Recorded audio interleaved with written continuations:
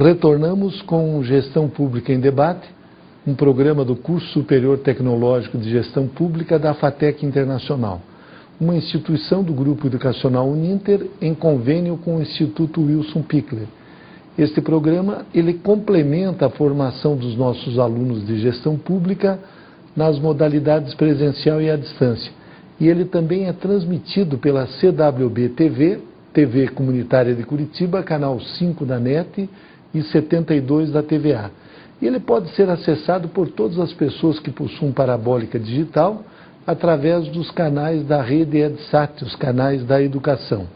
Neste segundo bloco, nós vamos debater o papel do advogado no processo eleitoral.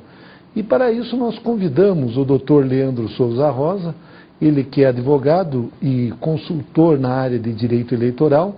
Ele tem pós-graduação em processo penal pela Universidade Estadual de Londrina, também pós-graduação em direito administrativo, aqui pelo Instituto Romeu Felipe Bacelar.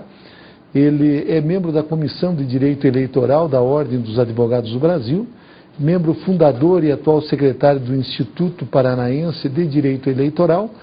Também o Dr. Leandro é membro fundador do Instituto Paranaense de Relações Internacionais e é procurador-geral do Tribunal de Justiça Desportiva do Paraná.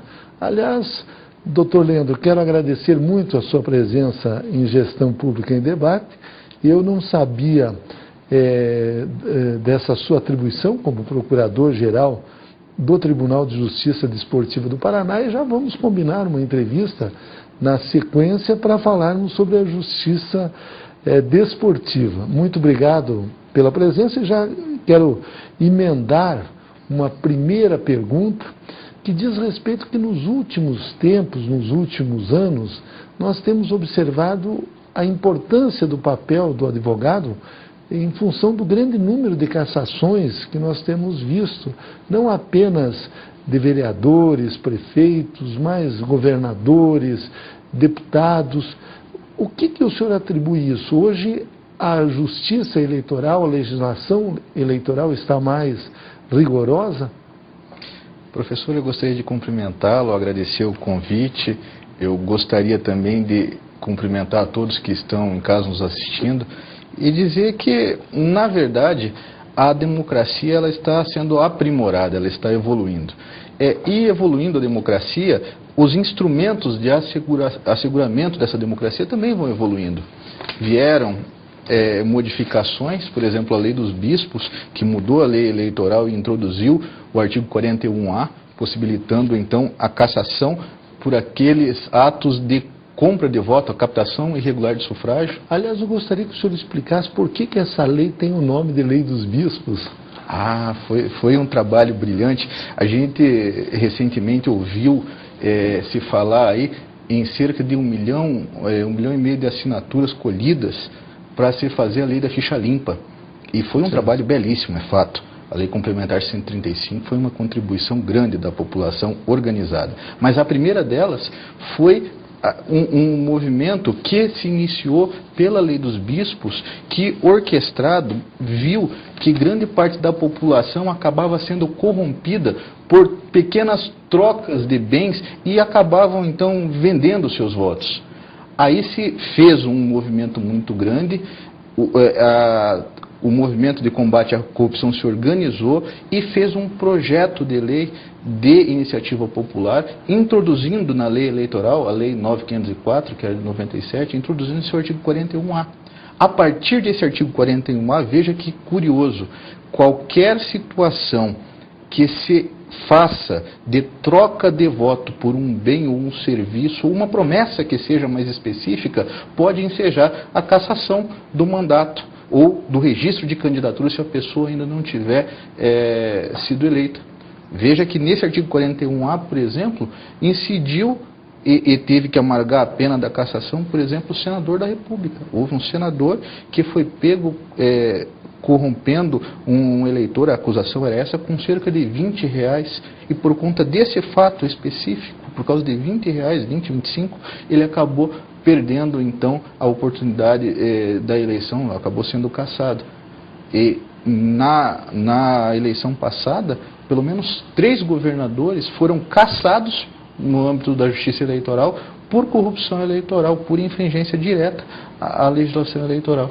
A corrupção eleitoral, professor Leandro, ela também ocorre quando se faz uma propaganda eleitoral antecipada, seria uma das formas de corrupção, ou a corrupção é só a compra, a promessa, a compra do voto, a promessa de um benefício, de um favor, alguma coisa nesse sentido?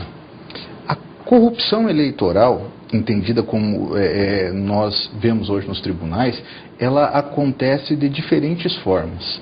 Há uma faceta criminal que está prevista no nosso Código Eleitoral desde 1965.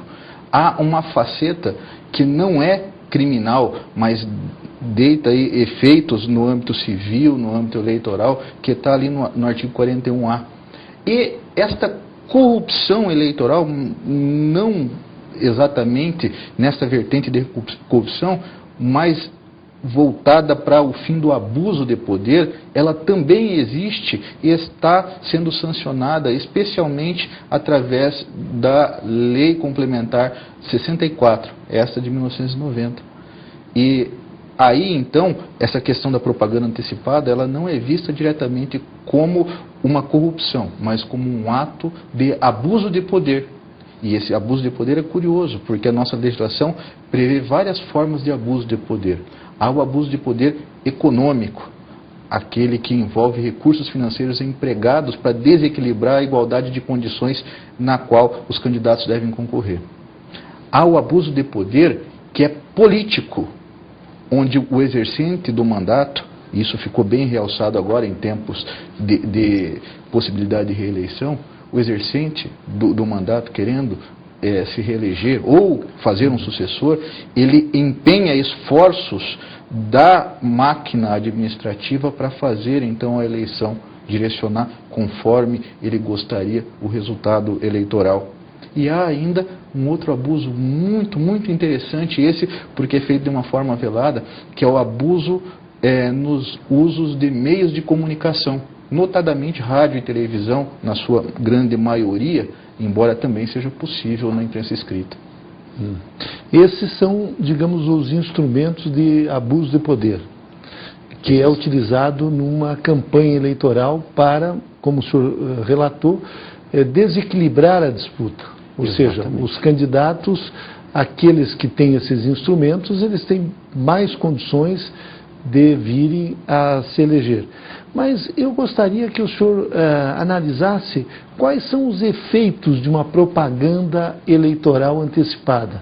Nós sabemos que tem muitas pessoas que ocupam os meios de comunicação e que eles estão todos os dias ali fazendo os programas e acabam influenciando uma parte do eleitorado, ou, como o senhor mesmo relatou, alguns governantes que compram opinião através dos meios de comunicação, enfim, opiniões favoráveis. Isso também caracterizaria uma propaganda eleitoral antecipada? Sim, existe aí uma influência direta nos meios de comunicação. É que para se entender como é que os meios de comunicação e a propaganda antecipada estão aí umbilicalmente ligados, é preciso entender que no Brasil a propaganda eleitoral tem data certa para começar e para terminar. Então, somente a partir de 6 de julho dos anos eleitorais é que se está autorizada a propaganda eleitoral, esta feita de forma clara, aberta. Aí, antes disso, o que existem são possibilidades de promoção pessoal, estas a legislação eleitoral tolera, mas há um outro tipo de publicidade que é feita de forma subliminar. Essa publicidade ela é feita de uma maneira a se levar ao eleitorado, aos cidadãos, uma ideia de que aquele beneficiário da publicidade é uma pessoa mais apta a desenvolver um processo político, a desenvolver um processo administrativo. Ela defende ideias políticas mais sintonizadas com as aspirações dos cidadãos. E então, ela passa a viabilizar uma prevalência do ideário que ela tem, das diretrizes que ela prega, em detrimento das outras pessoas que estão lá paradas, trabalhando, claro, mas esperando o período correto para começar a sua campanha. Então, a propaganda antecipada, ela consiste, na verdade, em se fazer levar a público um ideário, um conjunto de qualidades que você se atribui ou trabalha em seu favor, para fazer com que a população seja contaminada com aquela ideia de que você é mais capaz, é mais preparado para desenvolver o processo que aquela população espera. Isso é difícil de se caracterizar, ou hoje já se tem instrumentos para caracterizar esse tipo específico de propaganda antecipada? Não só quando coloca virtudes positivas naquela pessoa que se quer eleger, mas principalmente quando com dinheiro público se colocam defeitos nos adversários e críticas e etc. e tal. A sua observação é muito pertinente. Na verdade, a propaganda antecipada, ela trabalha sempre em dois nortes. Numa determinada situação se procura elevar as qualidades de uma determinada pessoa, enquanto por uma outra vertente se procura denegrir ou realçar setores negativos de adversários, de maneira que então sobressai a virtude de um e os defeitos de outro. O que acontece nesse formato de atuação é um comprometimento da igualdade de condições dos candidatos, porque aquele que é atacado vê massificado a ideia de que ele é uma pessoa despreparada, que não reúne condições para ser o representante do povo. E, ao mesmo tempo, se tem de lado a ideia de uma pessoa que é capaz, que pode representar tudo o que o cidadão espera para si. Mais ou menos há algum tempo, a gente lembrava aí, no passado recente, a história do caçador de marajás. Teve uma pessoa que foi eleita com essa imagem: eu sou o caçador de marajás, eu vou acabar com o marajás no Brasil. E a gente viu no que deu. Um outro aspecto, Dr. Leandro, o senhor falou a respeito da lei do ficha limpa. Esta lei não vigorou nas eleições passadas. Ela teve algum problema de interpretação e ela, ainda em alguns tópicos, ela está sob júdice. Eu gostaria que o senhor fizesse uma análise a respeito desta lei, da importância dela no processo eleitoral brasileiro. A lei da ficha limpa foi uma conquista nacional, foi um trabalho brilhante da sociedade organizada, um movimento hercúleo e que com certeza vai contribuir muito para a estabilização e para o engrandecimento da democracia. Mas ela teve um problema, que foi o seguinte: nasceu de um clamor social e se fez tentando aplicar de uma maneira que desrespeitou uma regra constitucional, que é o princípio da anualidade. Lá na Constituição, o artigo 16, diz que todas as regras que forem criadas de forma a modificar o processo eleitoral, elas têm que ser criadas até um ano antes da eleição que se visa regrar por aquela lei. A lei da ficha limpa, a lei complementar 135, quando veio, já não tinha mais prazo para ser aplicada na eleição de 2010. O Tribunal Superior Eleitoral ainda fez um esforço imenso tentando fazer um exercício hermenêutico que possibilitasse a interpretação da lei da ficha limpa para as eleições de 2010. Houve, inclusive, precedentes nesse sentido. Acontece que, levada essa reclamação ao Supremo Tribunal Federal, o Supremo Tribunal fez, conduzido pelo voto do ministro Gilmar Mendes, fez com que se preservasse o respeito ao princípio da anualidade. Fez com que se garantisse, então, que aquela regra, a lei derivada da lei da ficha limpa, não fosse aplicada para as eleições de 2010. E aqui há uma peculiaridade, um fato curioso. A decisão do Supremo, naquela circunstância, só analisou a questão de ofensa ao princípio da anualidade. Nós estamos, então, agora chegando na eleição de 2012. E na eleição de 2012, essa questão ainda não está assentada. É possível que a lei da ficha limpa passe a deitar efeitos para a eleição de 2012. Mas também é possível que não. Aliás, eu gostaria até que o senhor analisasse essa lei, porque são apenas as pessoas que se enquadram nessa lei as que foram condenadas num colegiado, não em situação da sua condenação ter transitado em julgado. Isso não pode gerar uma nova polêmica, uma interpretação constitucional dentro do próprio Supremo? Você lembrou bem, professor. Essa é uma indagação. Será que a lei da ficha limpa não fere o princípio da presunção de inocência? Porque, pela lei da ficha limpa, uma decisão de órgão colegiado é suficiente para fazer, então, que a pessoa perca a sua elegibilidade. Mas existem outras circunstâncias também. Por exemplo, as pessoas condenadas antes da vigência da lei da ficha limpa por algum crime, essas pessoas vão, por norma agora da lei da ficha limpa, que antes não existia, serem inelegíveis ou não? Como é que fica isso? Essa situação, ela ainda não está definida. Na verdade, há duas ações de declaração de constitucionalidade, há novos questionamentos. Todos esses foram colocados sob a relatoria do ministro Fux, que prometeu que esta questão da constitucionalidade da lei da ficha limpa fosse julgada agora, até o final de outubro. O fato é que ele, inclusive, já encaminhou um pedido de pauta, mas o Supremo ainda não fez essa pauta. Como não fez a pauta, ainda a questão não foi julgada. Portanto, por enquanto, não se sabe se a lei da ficha limpa vai surtir todos os seus efeitos para 2012 ou não. A questão está ainda sendo examinada pelo Supremo. Professor Leandro Souza Rosa, retornando àquele tema que nós iniciamos a respeito da propaganda antecipada, hoje nós sabemos que talvez um dos maiores instrumentos de propaganda que se tem, tanto positiva quanto negativa, é através da internet. Como é que o senhor observa essa regulamentação da internet no período fora do período, podemos assim dizer, eleitoral? O senhor acha que essa regra básica, fundamental, de que a internet é um espaço livre, ela não pode, em algumas circunstâncias, estar prejudicando a algumas pessoas, porque tudo que houve na vida da pessoa está lá.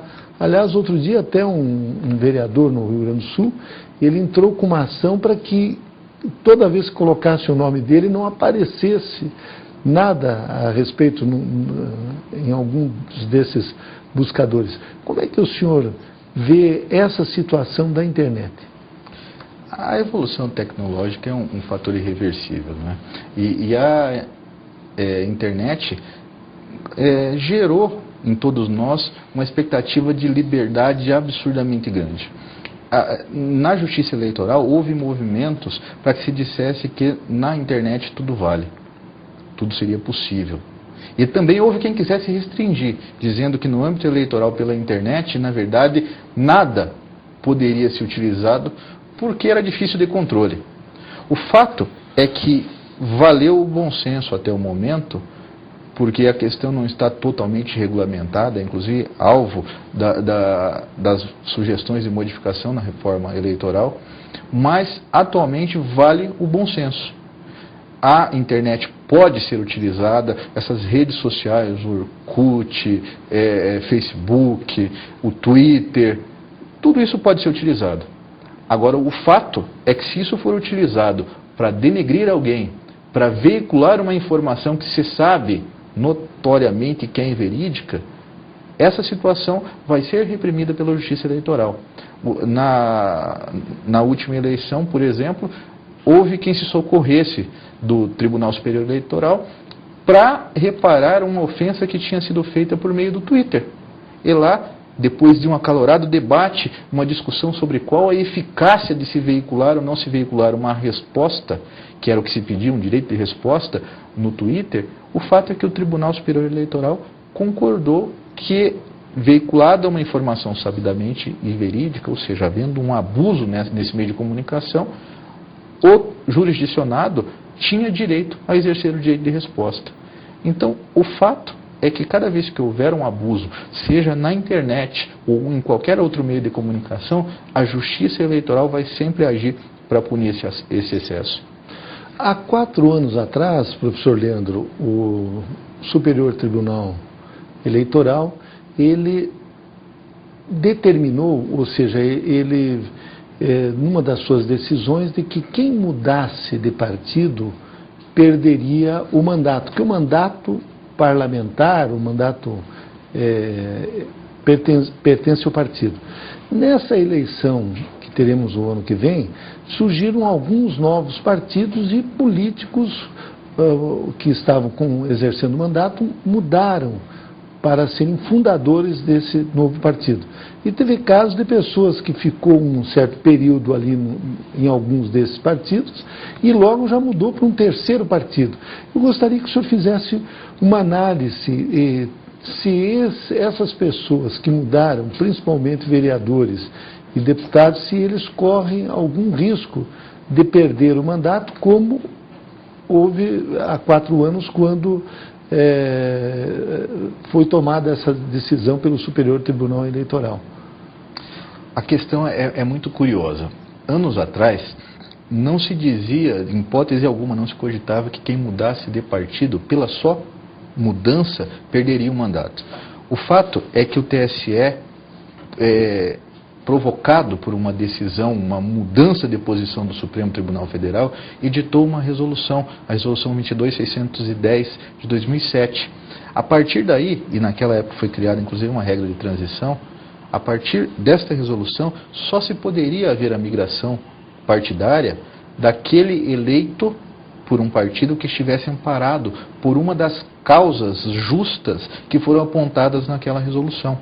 Por exemplo, uma situação é esta que você bem lembrou, que é a criação de partido novo. Agora, recentemente, foram criados aí 2 partidos, existem outros em vias de serem criados. O fato é que se uma pessoa eleita por uma sigla pretender mudar para um partido desses e participar então da criação dele, porque não basta mudar para um partido novo, a pessoa tem que mudar para participar deste momento de criação. Aí ela está amparada pela justa causa que propicia a ela, mesmo tendo sido eleita por um partido, deixá-lo para ir para um partido novo. É também o caso, por exemplo, da grave discriminação. Uma pessoa que, eleita por um partido, depois se vê na condição de não conseguir mais exercer o espaço que o partido antes lhe dava, de sofrer algumas retaliações no exercício dos seus direitos partidários assegurados por estatuto. Essa pessoa também pode buscar na Justiça Eleitoral autorização para sair do partido e daí levar consigo o seu mandato. Mas o fato, esse importante, é que houve uma mudança fundamental que veio a reforçar então os programas partidários, as diretrizes partidárias e, sobretudo, garantir que o eleitor não vai mais ser alvo desse, como se disse largamente, estelionato eleitoral. A infidelidade. Exatamente. A infidelidade é uma situação que comprometia o Estado Democrático de Direito, porque a pessoa era eleita por um partido, defendendo ideias daquele partido, defendendo posições daquele partido, e uma vez eleito, mudava quase que automaticamente depois para as benesses da situação política e daí abandonava aquilo que o eleitor acreditava que ele defendesse. Professor Leandro Rosa, uma última pergunta. Nós temos no Brasil 5.563 municípios e esse é um fato que ocorre no interior do nosso país. Como nós estamos via satélite, em alguns municípios pode estar acontecendo.